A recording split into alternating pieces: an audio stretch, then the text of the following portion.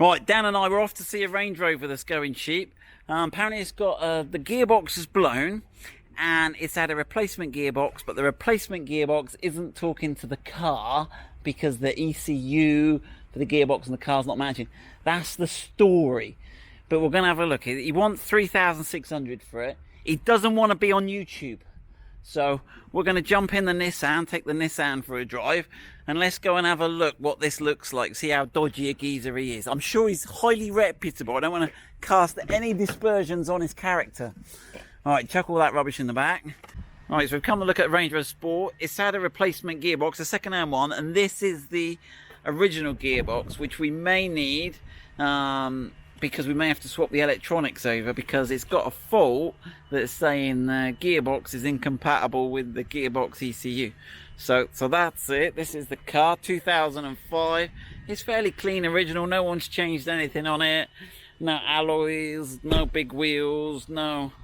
So it's all got the standard vent, standard grille. There's a little dent. There's a centre cap missing there. I haven't looked at the brakes. It's got some tyres on it. Headlights are a bit, but it looks a fairly standard, genuine car. So I've just sat in it and driven it. It's got a dent here in the bonnet. We'll have a look what spec it is in a minute. Standard side repeaters, standard door handles. There's a little dent in the rear door there. So we'll have a little look. So we'll put the diagnostics tool. It starts up fine. So if you jump in, the interior hasn't got any of the wood trim, so it must be a base model with the painted things. But it's got the steering wheel controls. It hasn't got the extra. The brakes seem to go to the floor. Starts up fine. Hasn't been started for a while. But we've got this error message. And it did come up with something there as well, so let's have a look. Transmission fault, limited gears. So this is what we've got. So we can move it, we can put it in reverse and drive it backwards, put it into drive, and it pulls away, but it's pulling away in third. So it is really sluggish. There you go, the headlining all looks fine, seats look fine. So it's whether it's worth a punt, but what we'll do is we'll put the IID tool in now, and we'll fault read and see what faults we come up with. Okay, so we've plugged it in. Dan's plugged it in down there in the ODB2 port. And do you want to hold the camera down? Yep. Tell me if that's about right. I'll shut that door. That'll make it a bit darker. Let's have a look. Yep. So available devices. Not logged in. Available devices. Search for tool. Oh. Search for tool. Why was it not working for me, Dan? Not connected. Did the lights come on? Yeah. Splashing.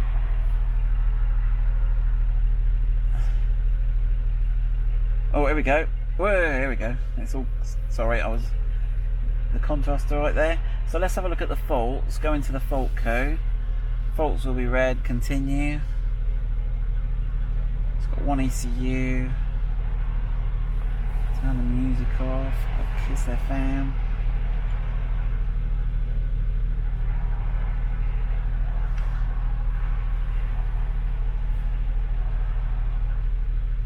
Right, auxiliary heater, we're not doing that. Body control, cell phone's got some faults. Engine, let me just have a look what engine faults it's got. Exhaust gas recircuit, that's the EGR circuit, is not good. Exhaust, yeah, EGR position sensor. So it's got something on the EGR valve, looks like. Navigation, parking brake, suspension. Communication with transmission control module. So it's not happy. So interestingly, that's giving it a fault on the... So, and let's have a look. Terrain response, which will probably be transfer case and transmission. What do we reckon? Should we go for transmission then? Yeah. And I think, yeah, so it's control module system failure, incorrect component installed. So sure enough, it's not happy with the transfer case, lost communication with transfer control module, bus signal message failure. So maybe the different modules, if you got the wrong one, the bus handshaking, the codes are different.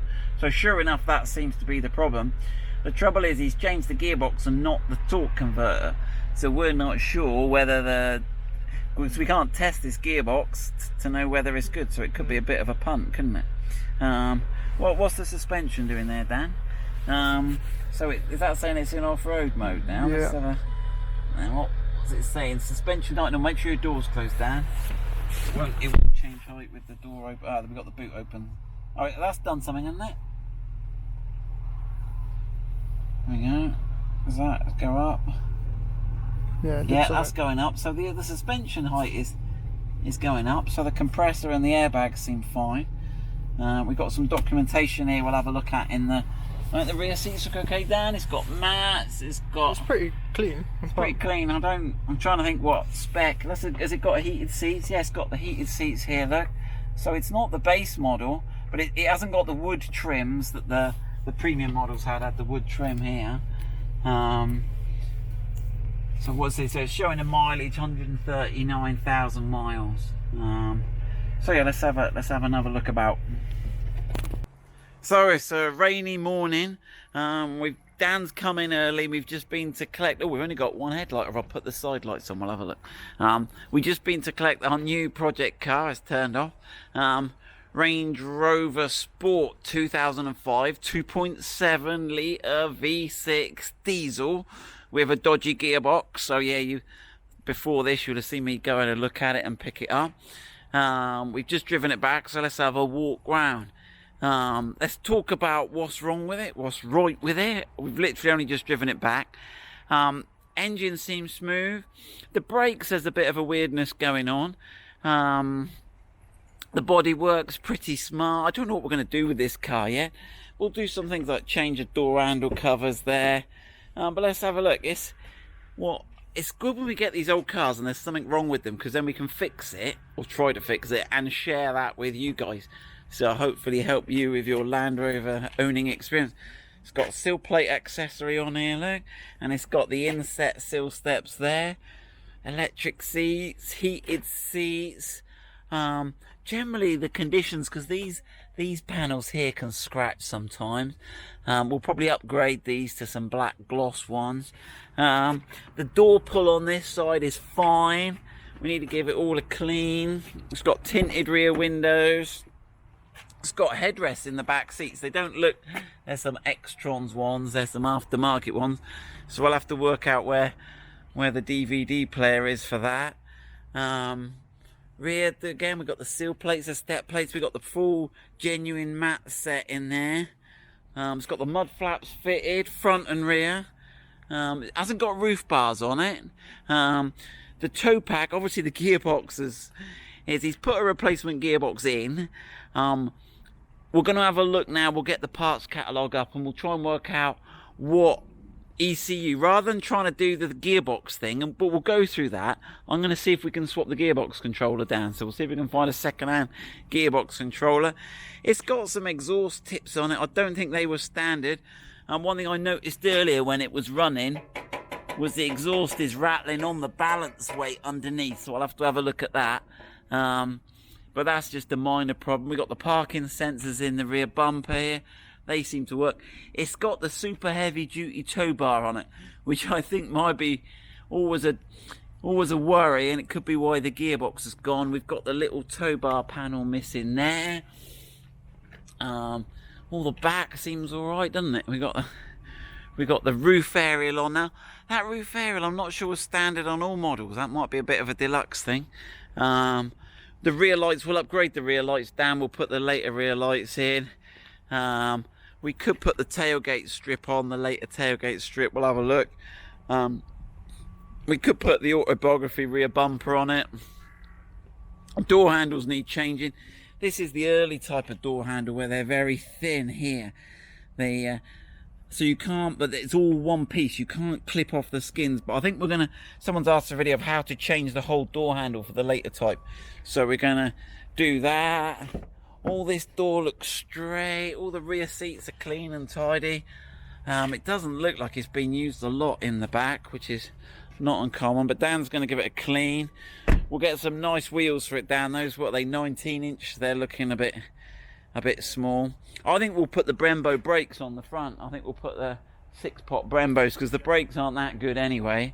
Maybe get some mirror covers on here, upgrade the side repeaters, and obviously upgrade the front grille. Do you want to put the lights on, Dan? I think there's the switch on the right hand side of the dash end. One of the headlights is out, so those side lights are fine.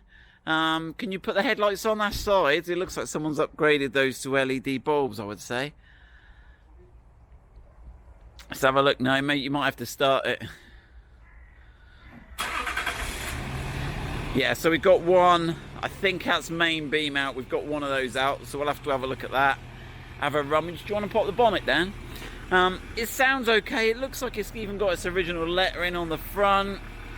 We've got the fog lights here. Let's have a look if all the rear lights work while Dan pops the bonnet. Rear lights work. We might put it in for an MOT test. Courtesy lights in the door will upgrade.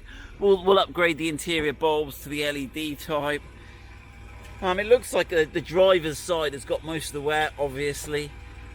We might upgrade these badges in the door card to the supercharged one, and maybe upgrade the steering wheel badge to the supercharged one. Probably put a sports grip steering wheel, upgrade the gear knob. Might upgrade these bits here. No mat in the front, interestingly. Don't know what happened there. But generally the driver's seat's not too bad. Got the memory seats on here.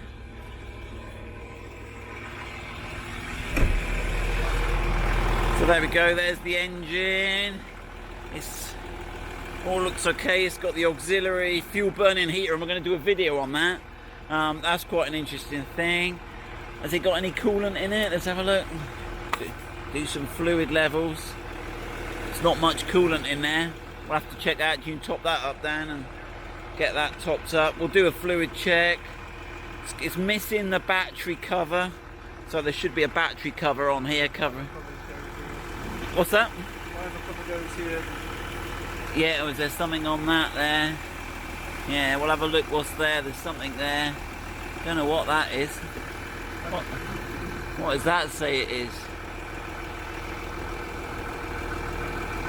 Looks like it's like diagnostics or something. I've got no idea what that is. We'll have to work out, have to look for some part numbers on that. But there we go. So Dan's going to get his teeth stuck into this, clean it all up, pressure wash it, and we'll do a series of videos as we find faults, how to change the headlight bulb. We're going to upgrade the fog lights to LED. Julian's got some new LED brackets. But there we go.